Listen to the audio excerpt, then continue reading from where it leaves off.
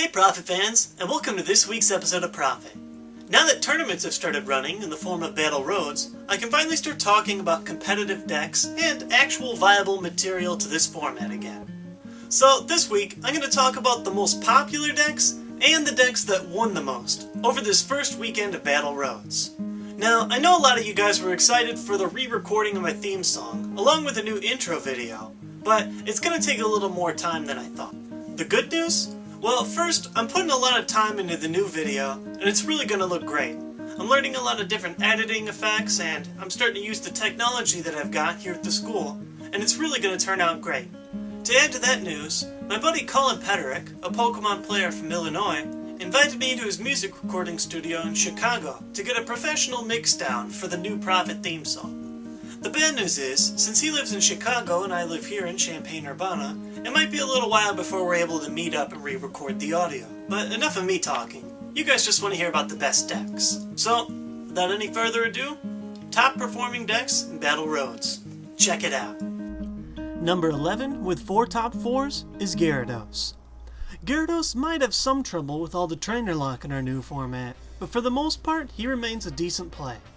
Without Felicity's drawing in the format, he loses one of your main ways of discarding Magikarps, leaving you to rely on Regice or something unstable like Sage's Training. The deck still hits heavy and has plenty of room for Luxray counters, like Donphan Prime. I expect a steady rise of Gyarados once the next set hits, when we get Rescue Energy and Junk Arm. Number 10 is Machamp variants, with 5 top 4s. In a metagame where SP is dominant, Machamp is bound to score some wins. While it loses the consistency of Claydol, many Machamp-based lists still have at least decent speed with a heavy Uxie line, trainer-based draw, and sometimes unknown Rs. Without unknown G in the format, Machamp is guaranteed a knockout on any basic Pokemon, and a quick Machamp setup will usually wreck SP. The problem? Machamp struggles against Trainer Lock and most decks that aren't SP, which means the amount of wins you take with him could be up to how lucky your matchups are. Machamp probably functions best as an anti-SP tech rather than a deck by his own, but he's still a decent play.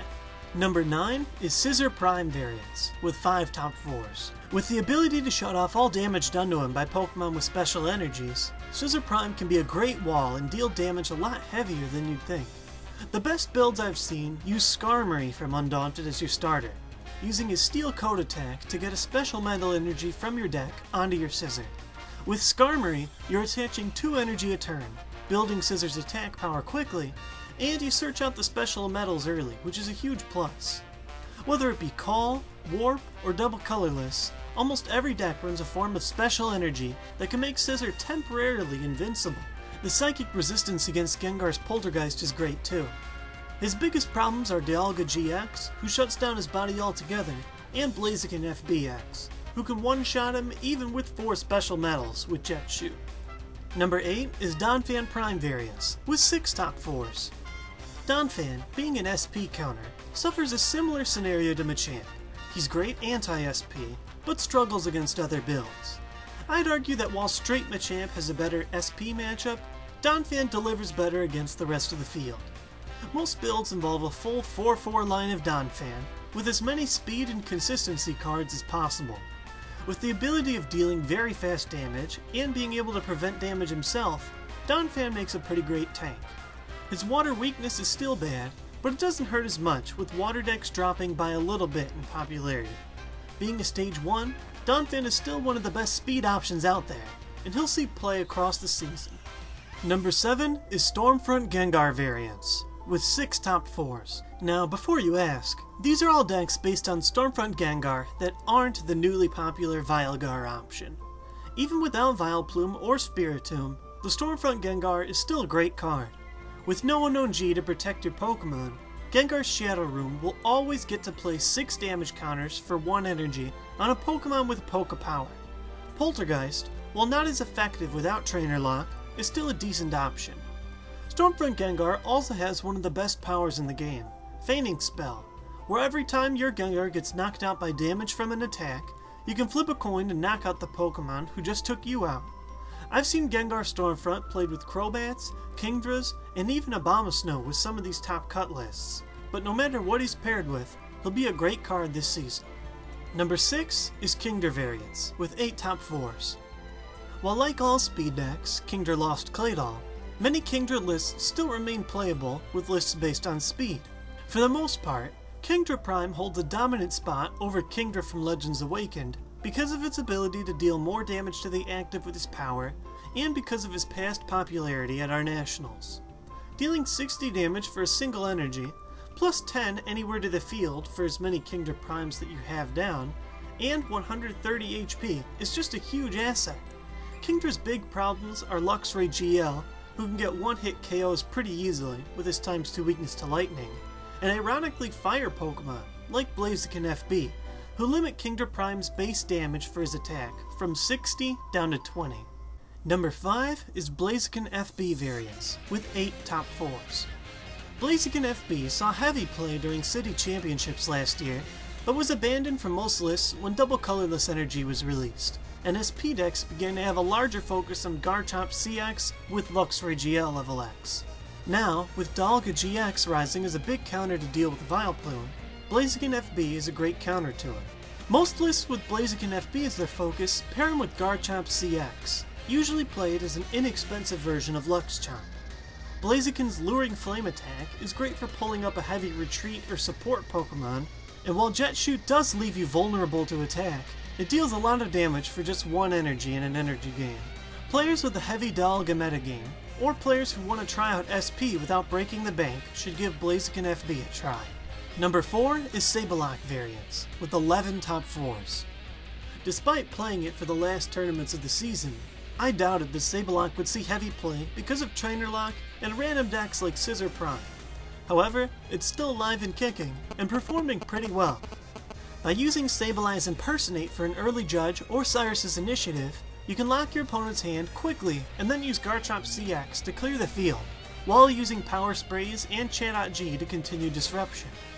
A lot of Sableye lists are changing their lists to Chenlock, the Sableye build inspired by Jason Chen at our nationals, which uses Blaziken FB as a main attacker as well. With no more Claydol in the format, Sableye has an easier job disrupting without instant recovery. However, because most decks run more supporters, you still risk giving your opponent a solid hand to recover with. Regardless, Sableye's disruption is still solid, and he'll see a lot of play all season from the looks of it. Number 3, with 15 top 4s, is Vilegar. The biggest new deck of the format, Vilegar has a lot of promise and a solid start. The deck strategy works like this. Start with Ghastly or Spiritomb, which locks your opponent's trainers, and evolve up to a Gengar or a Vileplume with Spiritomb. Once a Vileplume hits the field, attack with Gengar Stormfront, usually with Poltergeist because of the high number of trainers your opponent will have stuck in their hand. Vilegar is seen as the best counter to SP builds because of their heavy reliance on trainer cards to set up and remain quick. Vilegar's biggest problem is Galaga GX, who can shut off Vileplume's body and allow the player to use trainers again, while also holding a psychic resistance to Gengar. Gengar still holds a counter to this with the Level X though, whose Level Down ability lets you shuffle the Level X card off a Pokemon and back into your opponent's deck. With a brutal trainer lock and a lot of promise, Vilegar will see play across the season as probably the best non-SP deck of the format. Number 2, with 22 top 4s, is Galaga Chun. As mentioned before, Galaga Chun is seeing an increase in play to counter Vilegar and other body-based decks. Having the ability to lock trainers himself with Deafen, tank with special metal energies, and abuse the SP engine make him one of the best deck choices of the format. He struggles a bit with Blaziken FB and Luxtomp's resistance to him, but he can still put up a decent fight in the SP mirror while still having a great matchup against almost every deck in the format. The most well-rounded SP deck, you really can't go wrong with Galaga. And number 1, with 32 tops, is Luxtom. I know you hear about him almost every episode, and trust me, I'm getting a little tired of him too. Luxtom is fast, heavy-hitting, disruptive, and it boasts the SP engine. It has room for a lot of techs, it won last year's Worlds, and he's going to keep remaining at the top at least through City Championships. A lot of lists can fit Galaga like Kamatsuda's world-winning list, and plenty of others are fitting Blaziken, Machamp counters, or whatever else gives them the edge in the metagame. There's not much to say that hasn't been said. It's the best deck once again, and it'll keep winning. even with Vilegar around and no unknown G. So that's the list I compiled for the 11 most popular decks, meaning they found their way into the top 4 of the tournaments the most. However, I also compiled the most wins for decks, and here's my list of the decks with the most first place finishes so far. The most interesting thing to note about this is Vilegar's low win count, despite its really high top cut count. I'd say it either shows that Vilegar lists haven't been perfected yet, or that ultimately SP can still trump it. And that's my analysis of the top performing decks of Battle Road so far, according to the first weekend. Now, I tried to gather statistics from as many places as I could, from most of the major websites, and including some of the input that I got on the JWittz.com website and the JWittz Facebook page. So, these statistics might not be perfect, I might have tallied some of them wrong, but it should give you a pretty accurate estimate as far as which decks are performing the best so far in Battle Road. I'll be going to my first Battle Roads this weekend, so I'll be sure to let you guys know how the tournament goes, and I'm going to try and put together the best tournament report that I have so far. So, look forward to that.